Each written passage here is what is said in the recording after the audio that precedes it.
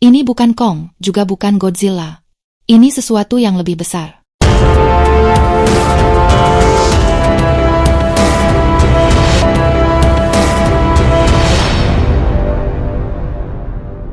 Akhirnya Monarch, Legacy of Monsters musim 2 resmi dirilis, dan dunia kembali bergetar. Pulau Tengkorak terbangun, Kong menuntut kerajaannya. Godzilla muncul seperti dewa yang tak terhentikan, dan dari dasar samudra muncul Titan X yang mengerikan, makhluk bioluminescen yang mengancam menghancurkan keseimbangan planet ini. Monarch berada di ambang batas, Monsterverse semakin meluas, dan kali ini perang bukan hanya antara monster, tetapi demi kelangsungan hidup. Cerita berlanjut dalam kekacauan total. Sekelompok ilmuwan berlari putus asa menyelamatkan diri, sementara di kejauhan Kong terlibat dalam pertempuran epik. Gorila raksasa itu menghancurkan segala sesuatu di jalannya dan ledakan bergema di mana-mana di tengah kekacauan. Dr. Keiko dan timnya berhasil menaiki helikopter penyelamat. Namun saat manuver pelarian, mereka berhadapan langsung dengan sang simpanse raksasa selama beberapa detik yang terasa seperti keabadian, meninggalkan nasib mereka dalam ketidakpastian mutlak. Selanjutnya, narasi memperlihatkan Keiko terbangun di atas tandu, dikelilingi orang-orang dengan pakaian pelindung biologis. Mereka memintanya tetap tenang saat menjalani berbagai pemeriksaan medis, tetapi dia tidak punya kesabaran untuk formalitas. Dalam keadaan bingung, dia mulai bertanya tentang putranya. Dia harus segera tahu apakah anaknya baik-baik saja dan apakah dia berhasil selamat dari serangan brutal itu. Para pria itu membiarkannya keluar berlari dari ruangan. Salah satu dari mereka memerintahkan agar dia dibiarkan saja, dengan alasan dia masih berada di bawah efek obat penenang dan tidak akan pergi jauh. Tak lama kemudian Hiroshi muncul dan bertemu dengannya di dek. Dengan napas terengah, Keiko bertanya di mana sebenarnya mereka berada, dan dia menjawab bahwa mereka berada di atas warisan mereka sendiri, fasilitas Monarch. Saat itu perspektif kamera menjauh dan memperlihatkan bahwa mereka berada di atas kapal besar milik korporasi, tepatnya kapal nomor 18. Di ruang kendali, tim melaporkan bahwa mereka kehilangan 16 orang pada malam sebelumnya. Selain itu, 2 orang lainnya sedang berjuang untuk hidup di ruang medis. Berdasarkan rekaman yang didapat, Kong bukan satu-satunya masalah yang ada.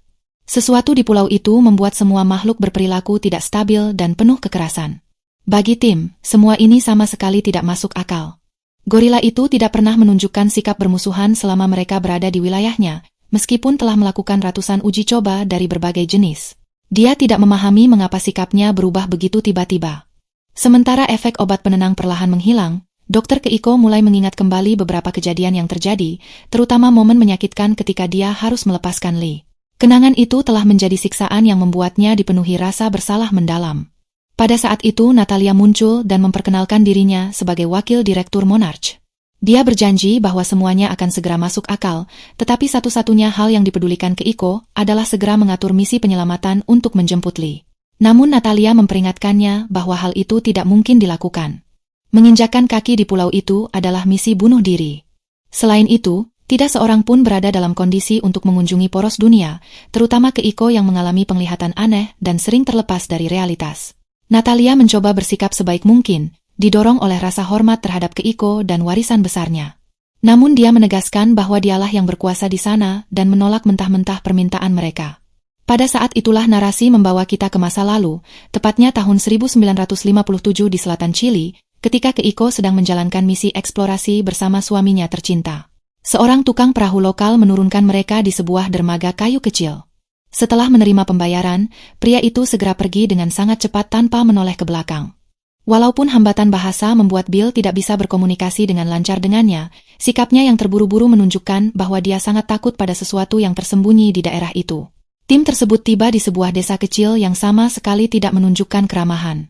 Bahkan tidak ada seorang pun yang menyambut mereka dan jalan-jalan tampak sepenuhnya kosong, menciptakan suasana yang mencekam. Namun di pusat pemukiman mereka menemukan semacam ruang upacara yang dihiasi simbol aneh serta jejak darah yang jelas terlihat.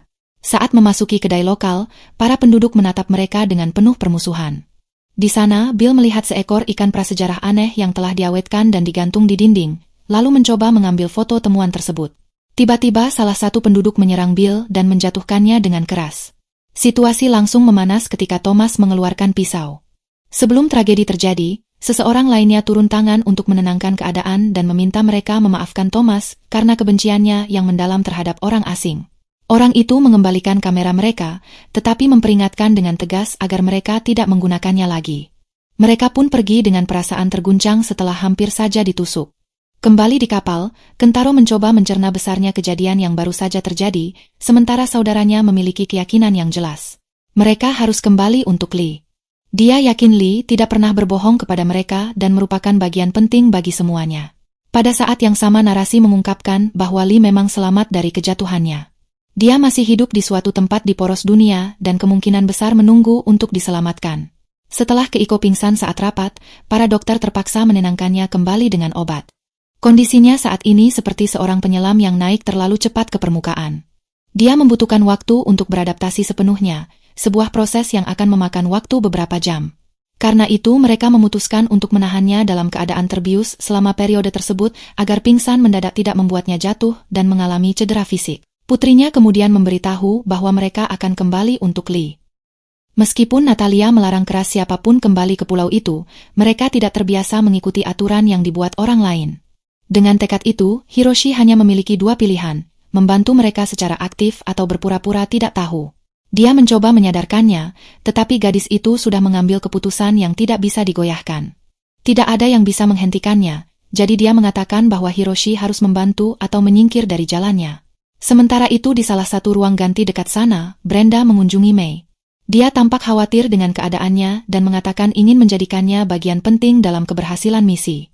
Brenda bersedia memberinya kesempatan besar untuk bergabung dalam tim kepemimpinan, tetapi menegaskan bahwa Mei harus melihat semuanya dari sudut pandang baru. Itu berarti kemungkinan besar Mei harus bertindak melawan keinginan teman-temannya sendiri demi memastikan peran penting dalam peristiwa yang akan datang. Keesokan paginya sebuah helikopter lepas landas dari platform, sementara Mei terlihat berjalan bebas di dek tanpa pengawasan. Beberapa detik kemudian Kate muncul, dan Mei mengatakan yang sebenarnya kepadanya. Brenda menawarkan posisi penting dalam misi itu, tetapi Mei tahu bahwa tujuan sebenarnya hanya untuk mendapatkan kode yang dia tulis sendiri. Brenda mungkin mengira Mei cukup bodoh untuk tertipu untuk kedua kalinya, tetapi hal itu tidak akan terjadi. Mei yakin setelah mendapatkan kode itu, Brenda akan membuangnya seperti kain usang dan langsung pergi menemui Simmons untuk mendapatkan pujian atas kerja kerasnya. Setelah Kate menyadari bahwa kesetiaan Mei tidak perlu diragukan lagi, dia segera meminta bantuannya menjalankan rencana menyelamatkan Lee. Waktu terus berjalan dan kesempatan mereka semakin sempit setiap detiknya. Memanfaatkan otoritas barunya sebagai calon anggota tim strategis, Mei meminta akses ke ruang kendali. Di sana tim dengan ramah menawarkan tur penjelasan lengkap. Mei berpura-pura tertarik pada semua penjelasannya, hanya agar bisa mengakses terminal yang memungkinkan dia menjamin jalur aman bagi teman-temannya. Sementara itu di koridor, Hiroshi dan anak-anaknya bergerak diam-diam, menghindari para penjaga saat berusaha mencapai hanggar. Setiap langkah membawa risiko tertangkap, tetapi mereka tetap bertekad menjalankan misi. Setelah semua yang mereka hadapi sebelumnya, menyelamatkan teman mereka tidak lagi terasa mustahil. Di ruang kendali, Mei memuji pengetahuan luas tim untuk mengalihkan perhatiannya agar dia tidak melihat layar dan menyadari adanya penyusup. Tim menjelaskan secara rinci berbagai peralatan yang mereka miliki sementara Mei berpura-pura kagum agar dia terus berbicara. Bahkan dia sempat membuatnya gugup dengan sikap sedikit menggoda. Ketika tim akhirnya mencapai salah satu hanggar, mereka menyiapkan perahu untuk melarikan diri. Mei muncul di detik terakhir, naik bersama mereka, dan mereka pun berangkat kembali menuju Pulau Kong. Tempat itu tampak sepi pada pandangan pertama, tetapi perlahan makhluk-makhluk mulai muncul di tepi pegunungan seolah sedang melindungi wilayah tersebut. Kepiting raksasa yang sebelumnya tidak berbahaya kini bertingkah seperti penjaga ganas yang siap menghancurkan mereka dengan capitnya. Begitu mereka berhasil mendarat di pantai, kabarnya tidak menggembirakan. Seluruh pulau dalam keadaan kacau, dan semua makhluk di dalamnya menjadi sangat ganas. Selain itu, badai sedang mendekat. Menurut perhitungan Hiroshi, mereka memiliki waktu kurang dari 8 jam untuk menyelesaikan misi dan kembali sebelum badai menghantam. Dengan waktu yang sangat terbatas, tim segera memasuki hutan lebat. Mereka bergerak cepat, sementara dari kejauhan terdengar suara makhluk-makhluk yang gelisah, seolah dipengaruhi oleh kekuatan misterius yang belum diketahui. Tiba-tiba, salah satu burung yang sebelumnya menyerang mereka muncul dan mulai mengendus ke arah mereka dengan cara tertentu. Beberapa detik kemudian, monster itu pergi, tetapi tak lama setelah itu kembali lagi dan mendarat tepat di samping mereka. Sesaat, terlihat seolah-olah makhluk itu telah menemukan mereka, namun ternyata ia hanya memakan seekor larva dari tanah sebelum kembali terbang menjauh. Pada saat itu, narasi kembali ke masa lalu, di mana Bill berusaha keras menganalisis dari kejauhan makhluk aneh yang tergantung di dinding itu. Ia bahkan rela membayar $1.000 hanya untuk meletakkannya di atas meja agar dapat mengamatinya dari dekat, tetapi para penduduk desa sama sekali tidak tertarik pada uangnya. Keiko mencurigai bahwa itu mungkin sebuah fosil, tetapi menegaskan kembali bahwa para penduduk setempat sama sekali tidak ramah dan tidak pernah melepaskan pandangan mereka dari mereka. Beberapa detik kemudian, pelayan wanita itu mendekati meja mereka dan memecah ketegangan dengan meminta Bill menari bersamanya. Bill mencoba menolak, tetapi ia tidak punya pilihan. Keiko memberinya semangat sementara semua orang menertawakannya saat ia mempermalukan diri dengan menari bersama orang-orang Chili. Pada saat itu, Lee tidak dapat menahan diri untuk merenungkan seperti apa kehidupan mereka seandainya berbeda, dan Keiko juga mengenang masa lalu dengan sedikit nostalgia. Ia mengingatkan bahwa suatu waktu ia pernah mengaku bermimpi menjadi seorang ayah, menikmati barbeque setiap hari Minggu, dan memiliki seorang istri yang menyiapkan salad. Namun semua itu kini tampak seperti cita-cita yang mustahil dalam keadaan saat ini. Kembali ke pulau, para pemuda bertemu dengan Kong, yang tidur dengan tenang di tengah sebuah lembah. Masalahnya adalah mereka tidak memiliki waktu untuk memutar jalan. Itulah satu-satunya rute yang mungkin saat ini dan mereka harus bergerak dengan sangat perlahan agar tidak membangunkannya. Setelah beberapa detik penuh ketegangan, Kong bergerak untuk berbalik dan tangannya yang besar mengarah berbahaya ke arah mereka. Hiroshi memerintahkan mereka segera berlari, tetapi Mei membeku karena ketakutan dan Kate mendorongnya pada detik terakhir untuk menyelamatkannya. Ketika tangan raksasa itu jatuh di atas mereka, Kate berada tepat di ruang kosong di antara jari-jarinya, menghindari kematian hanya karena kebetulan. Tim itu sempat mengira mereka telah kehilangannya, tetapi ketika melihatnya muncul dari sela-sela jari Kong, rasa lega mereka sangat besar. Di kapal, Keiko masih merasakan efek samping dari keberadaannya di dunia lain. Tim mendekatinya untuk berbicara, tetapi sang dokter tidak mampu memikirkan hal lain selain misi tersebut. Ia memohon dengan sangat agar tim tidak melaporkannya kepada para penjaga, karena satu-satunya keinginannya hanyalah mengamati situasi dari kejauhan. Tim memutuskan mengajaknya ke ruang kendali dan menunjukkan gambar satelit yang mereka miliki tentang pulau itu. Saat melihatnya, ia merasa kecil di lingkungan yang begitu canggih secara teknologi. Bahkan, ia merasakan perasaan tidak berguna. Namun tim mengingatkannya tentang pentingnya dirinya. Satelit dan teknologi bukan apa-apa tanpa panduan seorang ahli dan dialah orang itu. Pada saat itu, Keiko menyadari bahwa organisasi tersebut mengetahui dengan tepat di mana Kong berada setiap saat. Informasi itu bisa menjadi sangat penting agar sebuah tim dapat menghindarinya dengan menelusuri jalur aman menuju pusat pangkalan untuk menyelamatkan Lee. Namun Natalia tidak bersedia mempertaruhkan lebih banyak nyawa, dengan alasan bahwa mereka sudah memiliki cukup banyak masalah akibat kejadian yang telah terjadi. Saat Natalia meninjau sebuah video serangan, Keikolah yang menyadari sebuah detail yang terlewat oleh semua orang. Selama hanya 1 detik, makhluk aneh muncul di dalam bingkai. Setelah meningkatkan kualitas gambar, ia segera mengenali apa benda itu dan mengungkapkan kepada semua orang apa yang mereka temukan di Chili bertahun-tahun yang lalu. Kong sebenarnya tidak menyerang mereka. Ia justru berusaha menghancurkan makhluk-makhluk itu. Pada saat itu, narasi kembali ke tarian Bill dengan pelayan wanita itu yang memanfaatkan kedekatan tersebut untuk akhirnya menjawab pertanyaannya. Bill menceritakan bahwa beberapa tahun sebelumnya ia bekerja sebagai pelaut hingga sesuatu yang tak dapat dijelaskan muncul dari laut dan menghancurkan kapalnya. Pada hari itu banyak orang berharga kehilangan nyawa, dan itulah yang memulai pencariannya yang tak kenal lelah untuk mengetahui segala hal tentang para monster. Ketika ia menyebut kata monster, pelayan wanita itu langsung menyela dengan kasar dan memintanya untuk tidak menyebut mereka dengan sebutan seperti itu. Ia menjelaskan bahwa di desa itu makhluk-makhluk tersebut dianggap sebagai dewa dan para penduduk menyembahnya dengan keyakinan religius. Mereka adalah pihak yang dipercaya oleh para penduduk, dan karena itu para penduduk bersedia melakukan apapun untuk melindungi rahasia tersebut. Dengan nada sangat khawatir, wanita itu memperingatkan Bill bahwa mereka harus meninggalkan tempat itu secepat mungkin dan ia akhirnya menyadari bahwa mereka benar-benar berada dalam bahaya. Malam itu, bulan di atas desa tampak sangat berbeda dari biasanya. Jelas bahwa tempat itu menyembunyikan sesuatu yang menyeramkan sekaligus menarik, tetapi karena para penduduk membenci mereka, mereka bahkan tidak memiliki tempat yang aman untuk bermalam. Karena uang mereka tidak memiliki nilai di tempat itu, mereka tidak punya pilihan selain menghabiskan malam di kantin. Namun pelayan wanita itu tiba-tiba muncul untuk kembali memperingatkan mereka agar segera pergi, karena mereka berada dalam bahaya besar jika tetap tinggal. Ia menawarkan untuk mencarikan sebuah perahu agar mereka dapat melarikan diri, tetapi mereka sebagai penjelajah yang terbiasa mengambil risiko setiap hari justru memutuskan menawarkan sebuah kesepakatan. Jika ia menunjukkan kepada mereka para dewa itu, mereka akan pergi untuk selamanya setelah menyelesaikan pekerjaan mereka.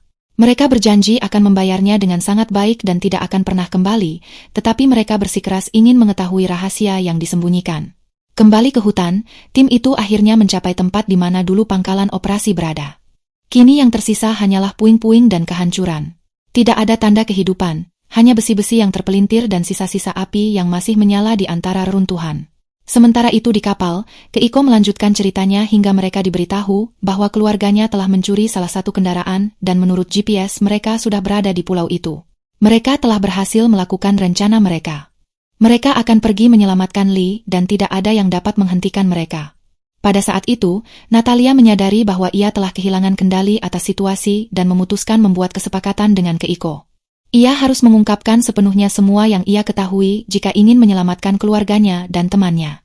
Di pangkalan, peralatan masih berfungsi, tetapi generator harus dinyalakan secara manual. Untuk melakukannya, kelompok itu harus berpisah tanpa perimeter keamanan yang aktif. Mereka tidak mengetahui jenis ancaman apa yang mungkin telah memasuki instalasi tersebut, sehingga Mei menawarkan diri untuk menemani Kentaro dalam tugas itu. Ketika tiba di ruang mesin, ia memasukkan kode keamanan dan mengaktifkan kontrol, yang segera memicu beberapa lonjakan energi secara spontan.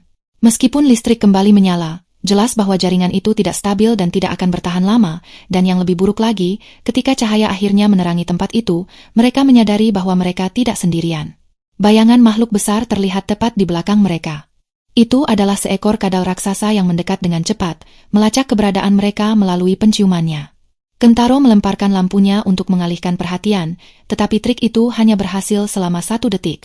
Makhluk itu menerjang Mei, yang berhasil menahan perhatiannya cukup lama hingga Kentaro menabraknya dengan sebuah forklift, mengakhirinya dengan menggunakan bilah logam. Sementara itu, Kate dan ayahnya memastikan semuanya siap ketika energi kembali stabil. Mereka harus memposisikan kapsul dan mengkalibrasi sensor. Di tengah pekerjaan itu, Kate bertanya mengapa ayahnya pergi begitu lama. Ayahnya menjawab bahwa saat itu ia bukan dirinya sendiri. Sebuah penjelasan yang bagi Kate terasa tidak memadai. Setelah beberapa detik keheningan yang canggung, Hiroshi mengaku bahwa ia jatuh cinta pada orang lain. Emiko, ibu Kentaro, menjadi seluruh dunianya. Bersamanya ia bisa memulai dari awal dan menjadi dirinya sendiri, sesuatu yang tidak mudah ia rasakan ketika bersama ibu Kate. Pada saat itu, narasi berpindah kepada Lee yang tersesat di Aksis Mundo. Tempat itu dipenuhi bahaya dan tidak lama setelah ia berhasil berdiri kembali setelah jatuh dengan keras, ia bertemu dengan seekor babi hutan aneh yang tertutup tanduk. Siap untuk bertarung, Lee mencoba meraih senjatanya, tetapi menyadari bahwa senjata itu telah hilang. Sekarang ia hanya memiliki sebuah pisau kecil untuk menghadapi binatang itu, dan situasi pertemuan itu sama sekali tidak terlihat menjanjikan. Kembali kepada kelompok lainnya, Natalia memutuskan memberikan dukungan penuh pada misi tersebut dan sebuah helikopter dengan seluruh personel menuju ke pulau. Namun badai semakin menguat dari waktu ke waktu. Kilat mengancam menjatuhkan mereka dan para pilot menyarankan untuk membatalkan misi dan kembali. Bagi Keiko tidak ada jalan kembali. Ia memerintahkan mereka untuk terus maju menuju zona kehancuran, tempat tim di darat telah berusaha memperbaiki apa yang diperlukan untuk perjalanan itu. Ketika energi akhirnya kembali, Hiroshi bersiap mengaktifkan mesin. Tepat pada saat itu helikopter bantuan muncul. Namun pesawat-pesawat itu tidak dapat mendarat karena puing-puing, dan para pemuda yang tidak mengetahui adanya gencatan senjata mengira mereka datang untuk menangkap mereka. Hiroshi tidak yakin apakah ini akan berhasil. Terakhir kali mereka melakukan percobaan selama lebih dari 1 tahun dalam kondisi yang sangat baik, sementara kondisi saat ini jauh dari kata ideal. Dia tidak mampu menghadapi rasa bersalah jika sampai terjadi kegagalan. Namun Kate memerintahkannya agar tidak menyerah. Sekarang, ketika mereka sudah begitu dekat, dia memohon agar Hiroshi membantunya, menjadi ayah yang tidak pernah ia rasakan, dan mendukungnya dalam misi bunuh diri ini. Sementara Hiroshi mengambil waktu yang sangat penting untuk memikirkan jawabannya, narasi kembali ke masa lalu untuk melihat apa yang ditunjukkan pelayan wanita itu kepada tim. Dia memandu mereka menuju sebuah gua yang terletak di pinggiran desa, tetapi sebelum masuk dia mengingatkan kembali syarat dari kesepakatan mereka. Mereka akan melihat apa yang ada di dalam, lalu pergi untuk selamanya. Rasa penasaran mulai menguasai Bill dan Keiko, sehingga mereka memintanya untuk segera bergerak. Wanita itu membawa mereka melewati serangkaian terowongan sementara mereka berusaha menghafal jalan untuk kembali. Di dinding terlihat ratusan fosil makhluk yang mereka lihat di bar, tetapi yang benar-benar menarik adalah lukisan gua yang menggambarkan dewa laut yang memberi mereka kelimpahan. Tahun demi tahun, para penduduk desa menunggu kembalinya dan memberikan persembahan kepada dewa tersebut, yang kemudian memberkati mereka dengan tangkapan ikan yang melimpah. Itulah sebabnya mereka begitu keras melindungi Inko. Tanpa perlindungannya, desa itu sudah lama musnah. Kembali ke hutan, Natalia dan timnya mendarat jauh dari zona kehancuran dan berhasil tiba hanya beberapa menit sebelum badai menghantam mereka. Keiko memohon kepada putrinya agar kembali. Sekarang mereka sudah mendapatkan dukungan penuh dari Monarca, sehingga mereka bisa mundur terlebih dahulu untuk memperbaiki kondisi perjalanan dan membuka celah itu ketika mereka benar-benar yakin sistemnya akan bekerja dengan baik. Dia menjelaskan bahwa dirinya juga ingin menyelamatkan Li dengan sepenuh hati, tetapi tidak ada satupun yang ia lihat di tempat itu yang menunjukkan bahwa mereka bisa berhasil saat ini. Dia bersikeras bahwa mereka membutuhkan waktu untuk menyiapkan misi yang masuk akal dan aman. Namun waktu justru adalah sesuatu yang tidak dimiliki Li. Tidak ada yang tahu dengan pasti apakah dia masih hidup, dan jika memang masih hidup, tidak ada yang tahu berapa lama dia bisa bertahan di lingkungan yang dipenuhi bahaya mematikan. Hiroshi juga memohon kepada putrinya untuk mempertimbangkan kembali apa yang akan ia lakukan, meskipun bagi mereka semua menyelamatkan Li adalah prioritas mutlak. Dia tidak percaya perlu mempertaruhkan nyawa Kate dalam sesuatu yang tampak seperti undian keberuntungan. Meskipun ibunya terus memohon agar dia kembali bersama mereka, Kate tidak bisa melupakan bahwa Li menolak melepaskannya dan telah menyelamatkan hidupnya. Karena itu dia bertekad melakukan hal yang sama untuknya, apapun konsekuensinya. Sebelum siapapun bisa menghentikannya, Kate mengaktifkan mesin dan celah itu terbuka dengan keras. Lonjakan energi yang sangat besar membangunkan Kong dan pada saat yang sama mengusir babi hutan di dunia lain. Dia melihat kapsul itu memasuki aksis Mundo dan berlari dengan putus asa untuk mencapainya. Sayangnya, struktur itu mendarat tepat di kaki sebuah gunung besar yang mulai runtuh, memperlihatkan ancaman yang jauh lebih mengerikan di bawah dasarnya. Di belakang Li, ratusan kumbang lapar mendekat dengan cepat. Makhluk-makhluk itu menyerangnya sementara dia berjuang untuk mencapai kapsul.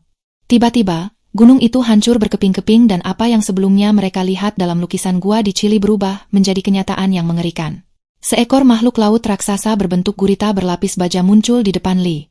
Dia berhasil melompat masuk ke dalam kapsul dan menekan tombol untuk memulai urutan kembali, sambil melihat melalui jendela bagaimana tentakel raksasa mulai menutup ke arahnya. Pada saat kapsul itu melintasi celah, gurita berlapis baja itu juga ikut melewatinya dan keduanya mulai melakukan perjalanan menuju bumi.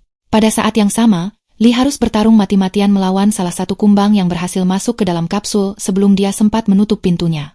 Dengan menggunakan pisaunya, Li menusuk mata kumbang itu, tetapi makhluk itu menggigit lengannya dengan ganas sebelum bersembunyi di belakangnya untuk menyerang lagi dari belakang. Sementara itu di bumi, bencana terjadi ketika salah satu tentakel monster itu menghancurkan Natalia tepat pada saat makhluk tersebut sepenuhnya melintasi portal. Tim yang ketakutan memohon kepada Kate agar segera menutup celah itu untuk mencegah sesuatu yang lebih buruk terjadi. Namun tepat pada saat itu, kapsul berhasil melintasinya dan Li kembali dengan selamat bersama mereka. Tak lama kemudian, Kong muncul dengan sangat marah dan menghancurkan portal itu dengan satu pukulan. Celah itu langsung tertutup, tetapi Dewa Laut itu sudah berhasil memasuki dunia ini dan seorang rival baru telah muncul dari kedalaman. Tim berhasil melarikan diri sambil membawa Li bersama mereka, tetapi harganya sangat mahal. Mereka kehilangan Natalia dan sekarang ancaman baru sedang bergerak tak terbendung menuju lautan. Kong, meskipun memiliki kekuatan luar biasa, tidak mampu mengejar makhluk itu hingga ke kedalaman samudra terdalam. Akibatnya, nasib lautan kini berada dalam ketidakpastian, sementara tim itu harus menerima kemenangan pahit. Dari helikopter, Li memandang dengan penuh penyesalan harga besar yang harus mereka bayar demi akhirnya mengeluarkannya dari dunia Aksis. Di sampingnya, Keiko memperhatikannya dengan sangat saksama sementara Li meringis seolah merasakan rasa sakit yang sangat dalam. Ingatlah bahwa dia digigit oleh salah satu makhluk aneh di dalam kapsul selama perjalanan. Pada saat itu juga, Li bertanya kepada Keiko apakah dia sempat melihatnya dengan cukup jelas. Menurut pengamatannya, makhluk itu sangat mirip dengan apa yang mereka saksikan di Chili bertahun-tahun yang lalu. Mendengar hal itu, Hiroji terlihat sangat gugup dan bertanya apa sebenarnya yang sedang mereka bicarakan. Makhluk itu tidak memiliki catatan resmi sama sekali dan ukurannya jauh lebih besar daripada yang pernah mereka bayangkan. Beberapa menit setelah penampakan itu, helikopter mendarat dengan presisi tepat di dek kapal utama. Di sana sudah menunggu tim medis khusus untuk segera menangani Li. Namun, di tengah kekacauan dan kepanikan darurat medis, tidak ada yang menyadari bahwa salah satu kumbang turun diam-diam dari pesawat dan berhasil menyusup ke dalam kapal. Tidak jauh dari sana, kita melihat dengan jelas makhluk itu melintasi perairan yang bergelora. Ukurannya benar-benar mengesankan dan ia bergerak dengan kecepatan konstan sekitar 35 knot, kira-kira 70 km per jam. Di ruang kendali kapal utama mereka sedang melacak lokasi tepatnya, tetapi bahkan kapal raksasa itu kesulitan untuk tetap berada di dekat jejaknya. Tim menunggu tim memberikan perintah yang diperlukan, tetapi dia masih terlalu terpukul oleh kematian baru-baru ini dari atasannya. Bahkan dia tidak ingin bertanggung jawab atas apapun dan itu menjadi momen yang tepat bagi Keiko untuk mengambil alih kepemimpinan. Para perwira memberitahu mereka bahwa mereka benar-benar terputus komunikasi di Altaar. Titan itu menciptakan medan elektromagnetik besar dan hanya mereka yang mengetahui kedatangannya. Walaupun tim sama sekali tidak menyukai kehadiran Lee, dia sangat menghormati Keiko, jadi dia memutuskan untuk mundur dan membiarkan mereka menangani situasi. Sementara itu, kumbang tersebut merayap diam-diam melalui lorong-lorong gelap kapal. Di salah satu kamar, Hiroji menyesali dengan sangat dalam apa yang telah mereka lakukan. Dia tidak tahu apakah menyelamatkan Lee benar-benar keputusan yang benar. Mereka baru saja melepaskan Titan baru ke dunia, dan menurutnya akan lebih baik jika Lee dibiarkan mati. Namun yang tidak dia duga adalah Kate berada tepat di belakangnya dan mendengar semuanya. Hiroshi segera menghampirinya dan mencoba meminta maaf dengan tulus kepada Kate, tetapi dia juga percaya bahwa mereka telah melakukan kesalahan strategis yang serius. Bukan karena mereka menyelamatkan Lee, karena dia tahu Lee tidak akan pernah meninggalkan mereka dalam bahaya, namun karena mereka telah melepaskan Titan baru yang tidak dikenal ke dunia. Hal itu berpotensi memicu terulangnya kembali kejadian besar, seperti pada tahun 2014. Hiroshi dengan tulus meminta maaf atas apa yang dia katakan sebelumnya, tetapi saat ini hal itu tidak terlalu penting. Titan itu sudah bebas. Mereka harus mengatasi rasa bersalah itu dan fokus sepenuhnya untuk menghentikannya. Sementara Kate berjalan dengan penuh pikiran di lorong kapal, kita melihat seorang perawat tiba di tempat kerjanya. Tiba-tiba dia mendengar suara aneh dari salah satu ruang perawatan di dekatnya dan mendekat dengan hati-hati untuk memeriksa apa yang terjadi. 1 detik kemudian, kumbang mutan itu melompat dengan ganas ke wajahnya. Serangan mendadak itu langsung membawa kita kembali ke Chili, tepatnya ke desa kecil Santa Soledad pada tahun 1957. Di sana Keiko dan timnya sedang memeriksa gua yang ditunjukkan oleh pelayan wanita setempat. Setelah beberapa jam menjelajah, Billy kembali dengan sangat bersemangat dan mengatakan bahwa mereka harus segera pergi. Dia menemukan peta kuno di dalam gua yang menunjukkan migrasi makhluk-makhluk itu. Jika mereka bisa mengikutinya, mungkin mereka akan menemukan spesimen hidup, bukan hanya gambar mati di dinding. Namun Keiko meminta beberapa menit tambahan. Dia sedang menganalisis air setempat dengan sangat teliti karena ingin mengetahui dengan pasti mengapa para penduduk desa begitu yakin bahwa makhluk laut itu adalah alasan melimpahnya hasil tangkapan ikan di daerah tersebut. Menit tambahan itu membuat Billy mulai kehilangan kesabarannya. Selama ini mereka selalu mengikutinya tanpa ragu, tetapi sekarang Keiko bersikeras untuk tinggal sedikit lebih lama. Hasil awal penelitiannya terlihat menjanjikan. Dan Billy dengan frustrasi, mengatakan dengan tegas bahwa dia akan pergi bersamanya sekarang juga atau dia akan pergi sendirian. Pada saat tegang itu, Lee menyela perdebatan dan mengatakan agar Billy pergi saja tanpa khawatir. Dia sendiri akan menjaga Keiko sementara dia menyelesaikan pekerjaannya. Setelah sebuah ciuman perpisahan penuh kasih, Billy akhirnya pergi, meninggalkan wanita yang dicintainya di tangan sahabat terbaiknya di sebuah desa asing tempat mereka jelas tidak disambut. Kembali ke kapal di masa sekarang, tim memanggil Lee untuk menemuinya di kantornya. Dia memberitahu bahwa akhirnya dia berhasil menghubungi pusat komando dan mereka memerintahkan agar Titan itu diikuti dengan segala cara. Mereka akan melaporkan semuanya, tetapi dia tidak merasa mampu memberikan perintah taktis. Walaupun sulit baginya untuk mengakui bahwa dia tidak menyukai Lee, dia tahu Lee adalah satu-satunya orang dengan pengalaman nyata, jadi dia memutuskan menyerahkan komando kepadanya. Satu-satunya masalah adalah pusat komando secara tegas memerintahkan penangkapan Lee dan agar dia segera dipindahkan untuk diinterogasi secara mendalam. Namun tim dengan sengaja mengatakan bahwa pesan itu datang dalam keadaan rusak. Mereka membutuhkannya untuk memimpin dan menyelamatkan jutaan orang dari makhluk itu. Setelah masalah perselisihan komando internal itu berhasil ditangani, kita melihat Mei mencoba menghibur Kate. Dia mulai berpikir bahwa kedatangan makhluk itu adalah kesalahannya sendiri karena apa yang terjadi sebelumnya. Beberapa menit kemudian situasinya menjadi jauh lebih buruk. Titan itu bergerak cepat menuju Selat Malaka, jalur sempit tempat para nelayan harus menunggu berjam-jam untuk melintas. Menurut analisis pemindai termal, ada lebih dari 15 kapal penuh warga sipil tepat di jalur Titan itu dan waktu mereka hampir habis. Satu-satunya pilihan saat ini adalah mempercepat kapal semaksimal mungkin, tetapi itu bisa membuat mesin terlalu panas dan menyebabkan kerusakan permanen pada kapal. Tim tidak yakin untuk melakukannya. Ada lebih dari 200 orang di atas kapal dan jika mereka terdampar di tengah laut, Titan itu bisa menghancurkan mereka dalam hitungan detik. Saat kapal dipaksa melaju dengan kecepatan ekstrim yang sebenarnya tidak dirancang untuknya, kita kembali ke Chili. Di sana Billy akhirnya pergi dengan perahu kecil. Dari pantai, pelayan wanita itu memperhatikannya dengan saksama dan tiba-tiba seorang pria misterius muncul di sampingnya. Di dadanya terdapat tato salah satu makhluk itu dan dia mengatakan dengan tegas bahwa waktu mereka hampir habis. Wanita itu memohon agar diberi waktu sebanyak mungkin, tetapi pria itu menjawab dengan dingin bahwa semuanya sudah terlambat.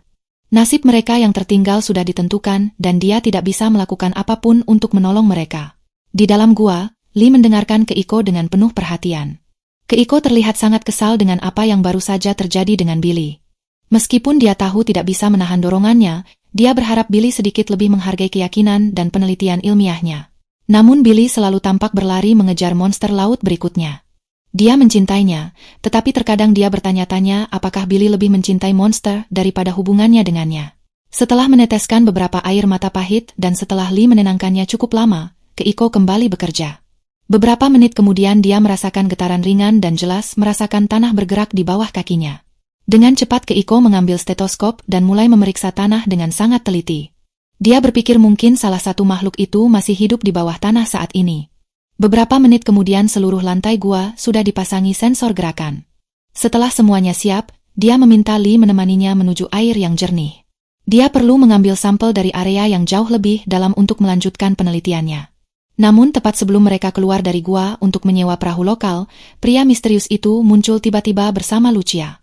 Dia mengatakan bahwa mereka berada di tempat yang sangat suci bagi penduduk setempat dan kehadiran orang asing telah memicu rumor berbahaya. Jika mereka tetap tinggal, ikan tidak akan datang.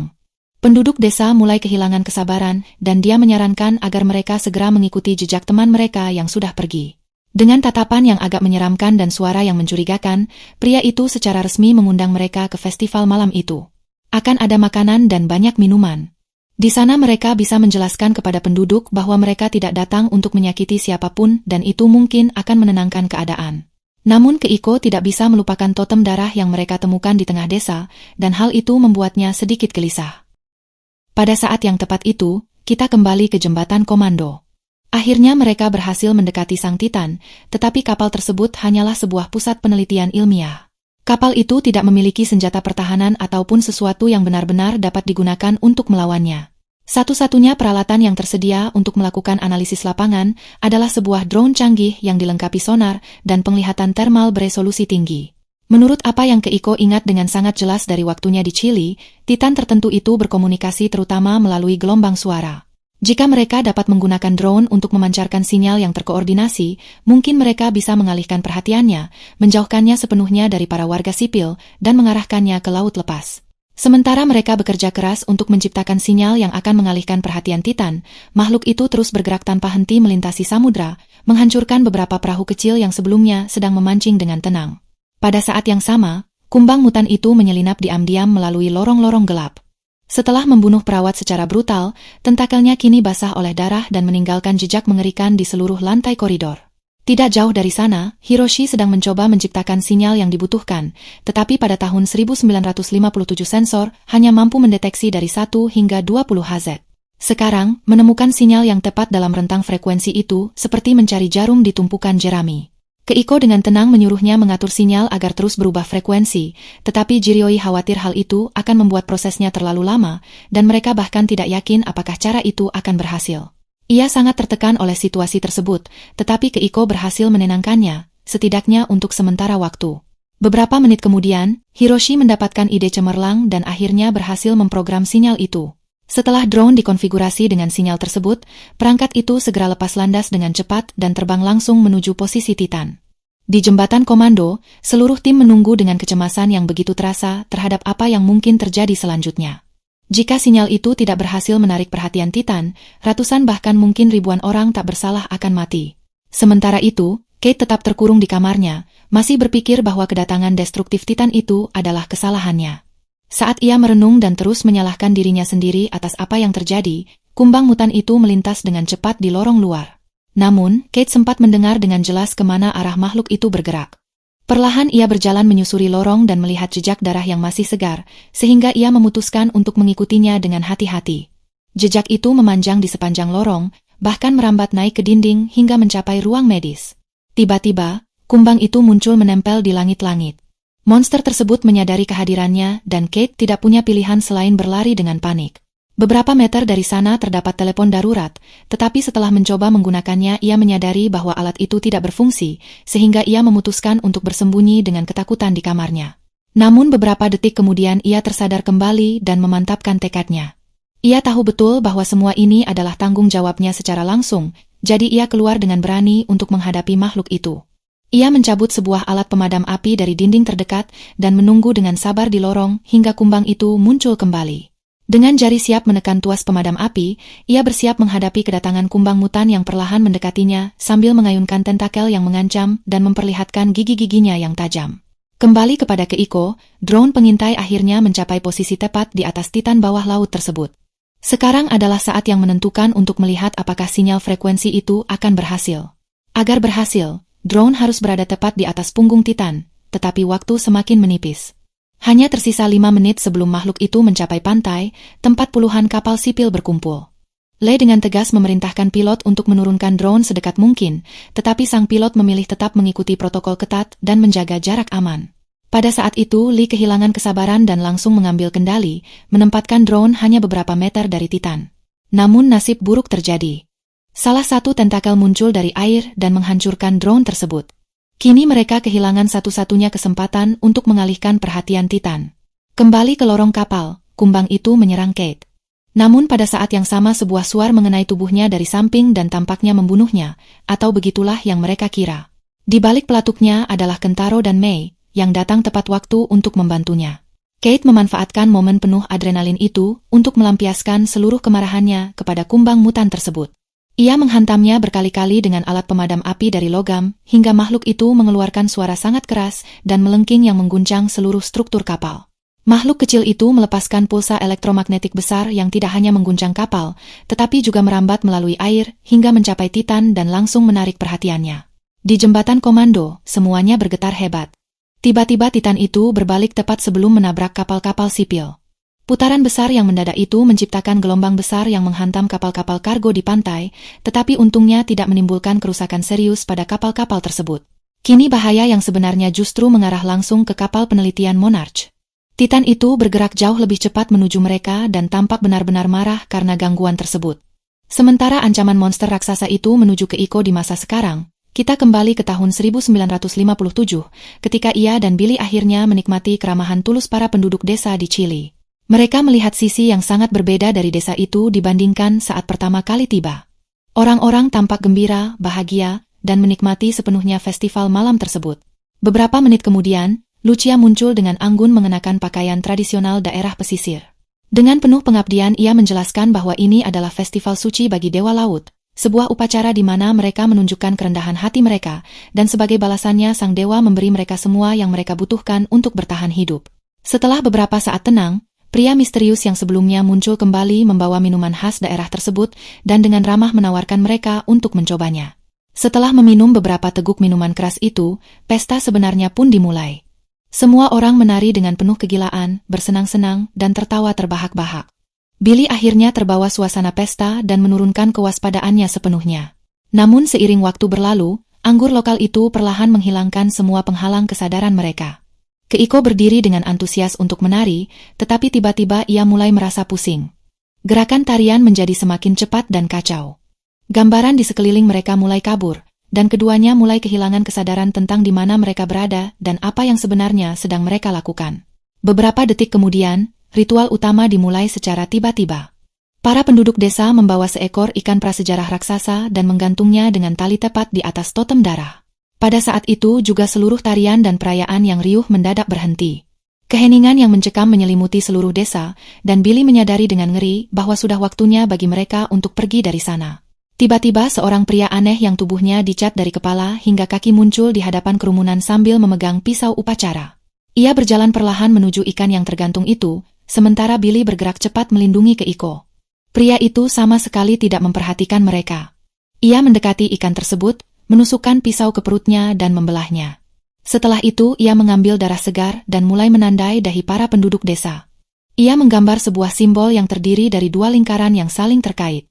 Pada saat itu, Lucia perlahan berbalik dan menatap Billy serta Keiko dengan mata yang dipenuhi kejahatan murni. Pada saat yang sama kita kembali ke laut, di mana terlihat bahwa simbol yang digambar di dahi Lucia identik dengan mata sang Titan yang kini bergerak dengan amarah besar menuju kapal. Kentaro akhirnya berhasil menghubungi jembatan komando dan memberitahu mereka tentang sifat makhluk itu. Ia juga memperingatkan bahwa makhluk tersebut terluka, tetapi entah bagaimana masih tetap hidup. Pada saat itu semua orang menyadari dengan ngeri bahwa Titan tersebut datang khusus untuknya. Lee segera memerintahkan agar makhluk kecil yang terluka itu dibawa ke hanggar kapal.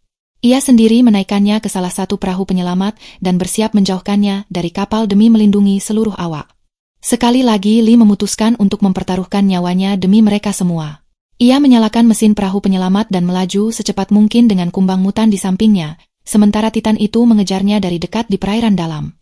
Kate tidak sempat tiba tepat waktu untuk ikut dalam misi bunuh diri tersebut, tetapi ketika ia menyentuh air dingin yang perlahan mulai memenuhi hanggar, ia merasakan getaran kuat yang dipancarkan oleh Titan dan seolah-olah mendengar semacam pesan telepati.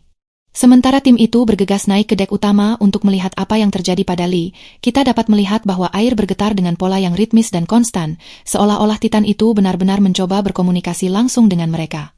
Dari dek kapal, Keiko melihat dengan cemas bagaimana Lee mengemudikan perahu dengan kecepatan penuh, berusaha menjauh sejauh mungkin dari kapal penelitian. Namun, sebuah perahu motor kecil tidak akan pernah mampu melampaui kecepatan luar biasa sang Titan. Makhluk itu dengan cepat mendekati targetnya, dan tidak ada apapun yang bisa Lee lakukan secara fisik untuk menghentikannya.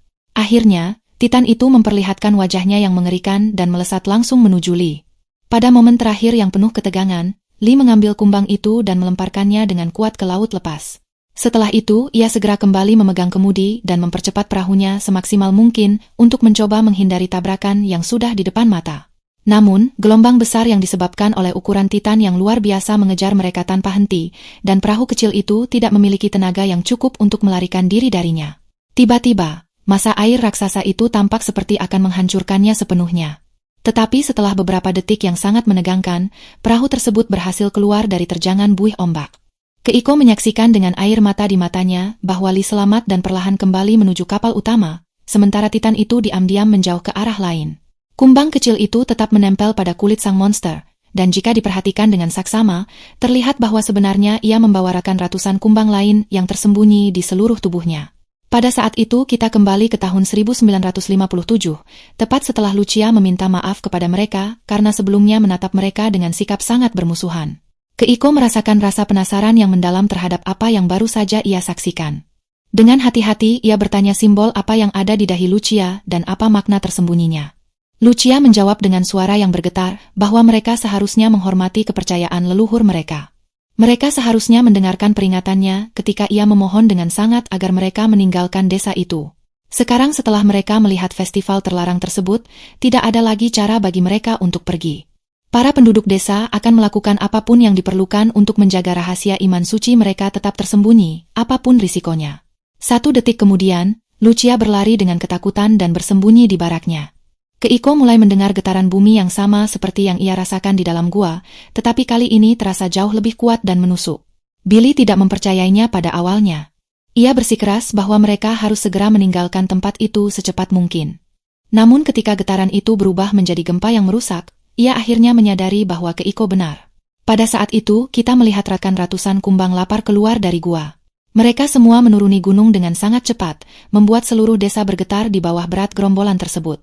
Sebelum tempat itu berubah menjadi lautan makhluk-makhluk tersebut, Billy berteriak kepada Keiko agar ia berlari menyelamatkan diri.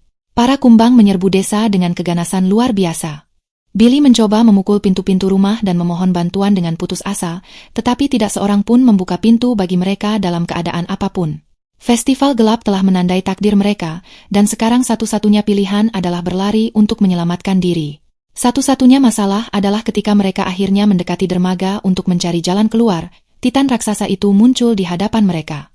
Kali ini ia memperlihatkan seluruh wujudnya yang sebenarnya. Ia menampakkan bentuk lengkapnya, dan tanduknya berubah dari biru terang menjadi merah menyala, menandakan kemarahan yang tidak terkendali. Pada saat yang sama ketika tanduk Titan berubah menjadi merah menyala, para kumbang juga meniru perubahan warna tersebut. Mereka melintas dengan cepat di samping Keiko tanpa melukainya sama sekali dan langsung menuju pemimpin mereka. Namun salah satu dari mereka menempel dengan agresif pada kaki Billy, dan secara refleks ia menendangnya menjauh.